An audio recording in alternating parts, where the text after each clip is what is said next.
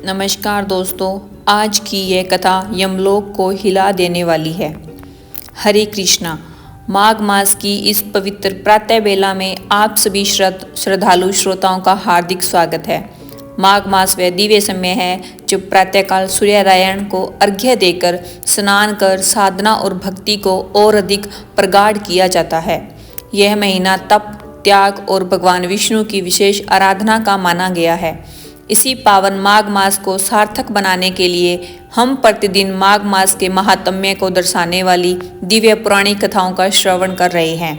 तो आइए इस पवित्र कथा यात्रा को आगे बढ़ाते हैं और आज की माघ मास कथा का श्रवण करते हैं। आइए आज की कथा आरंभ करते हैं। ऋषि वशिष्ठ ने राजा दिलीप से कहा, हे राजन, माघ मास में स्नान, व्रत और उपवास करने वाले पुण्यात्मा जन अपने पुण्य के प्रभाव से दिव्य लोकों में आते जाते रहते हैं। यह पुण्य ही है जो जीव को उच्च और निम्न लोकों में ले जाने का कारण बनता है।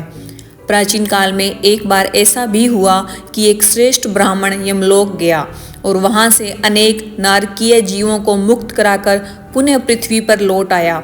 त्रेता युग में भगवान श्री राम के राज्यकाल में एक ब्राह्मण का पुत्र यमलोक से लौटकर पुनः जीवित हुआ था और स्वयं देवकी नंदन श्री कृष्ण ने अपने गुरु सांदीपनि मुनि के पुत्र को यमलोक से वापस लाकर उन्हें सौंपा था। हे राजन, इन घटनाओं में किसी भी प्रकार का संदेह नहीं करना चाहिए। यह सुनकर राजा दिलीप ने जिज्ञासा से पूछा, हे मुनिवर, वह ब्राह्मण कौन थे? वे यमलोक कैसे पहुँचे और उन्हें नारकीय जीवों का उद्धार कैसे किया? वशिष्ठ ऋषि बोले, राजन, मैं तुम्हें महात्मा पुष्कर के पावन चरित्र का वर्णन सुनाता हूँ। यह कथा सभी पापों का नाश करने वाली है। सावधान होकर इसका श्रवण करो। महात्मा पुष्कर नंदीग्राम नामक स्थान में निवास करते थे।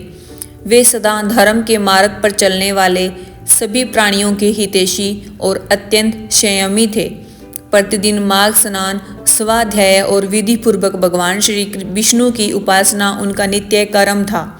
वे अपने परिवार के साथ रहते हुए भी पूर्णतः वैराग्य भाव से जीवन व्यतीत करते थे।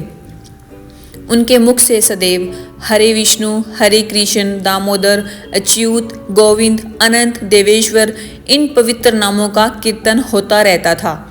भगवान के नामों के अतिरिक्त अन्य किसी विषय में उनका मन कभी नहीं लगता था। एक दिन सूर्यपुत्र यमराज ने अपने दूतों को आदेश दिया, नंदीग्राम के पुष्कर नामक व्यक्ति को यमलोक ले आओ। परंतु दूतों ने भरमवश इस महात्मा पुष्कर को ही पकड़ लिया और यमलोक ले आए। जैसे ही यमराज ने पुष्कर को अपने सामने देखा, वे तुरंत आसन से उठ खड़े हुए। उनके मन में भय और विस्मय दोनों उत्पन्न हो गए। उन्होंने दूतों को कठोर शब्दों में डांटा और कहा, तुम लोगों ने भारी भूल कर दी है। यह तो भगवान विष्णु के अनन्य भक्त हैं। माघ स्नान, व्रत और नाम स्मरण करने वाले ऐसे महात्मा को मेरे पास क्यों लाए?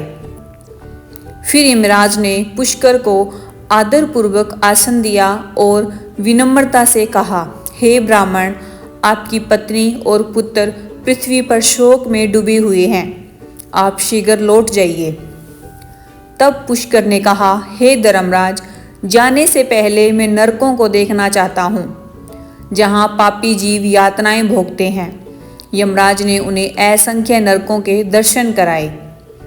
पुष्कर ने देखा, कोई सूली पर चढ़ा है, किसी को पशु नोच रहे हैं, कोई तपती रेत पर जल रहा है, कहीं कांटों के वन हैं, कहीं आग, कहीं ठंड, कहीं कीड़े मकोड़े। इन सभी दृश्य को देखकर महात्मा पुष्कर का हृदय द्रवित हो उठा। उन्होंने करुण स्वर में पूछा, क्या तुम लोगों ने पृथ्वी पर कभी पुण्य नहीं किया था? नारकीय जीव बोले, हे ब्राह्मण, हमने प्राय स्त्रियों का संग किया, दूसरों का धन छीना, हिंसा की, ब्राह्मण की निंदा की, गौओं को कष्ट दिया, दान नहीं दिया, व्रत तोड़े, झूठ बोला और मित्रों से विश्वासघात किया। इन्हीं पापों के कारण हम यह यातना भोग रहे हैं। तब पुष्कर बोले, तुम लोगों ने भगवान श्री हरि का स्मरण नहीं किया, इसी कारण यह दुर्दशा हुई। अब भी यदि सच्चे मन से उनका नाम लो तो उद्धार संभव है। इतना कहकर पुष्कर ने नरक में भगवान विष्णु के नामों का कीर्तन आरंभ किया। हे कृष्ण, हे अच्युत, हे जगन्नाथ, हे हरे, हे विष्णु, हे जनार्दन, इन दुखी जीवों की रक्षा कीजिए। उन पवित्र नामों का प्रभाव ऐसा हुआ कि सभी नारकीय जीव क्षण भर में मुक्त हो गए, उनके कष्ट समाप्त हो गए और वे आनंद से भर उठे। यह दृश्य देखकर यमराज अत्यंत प्रसन्न हुए।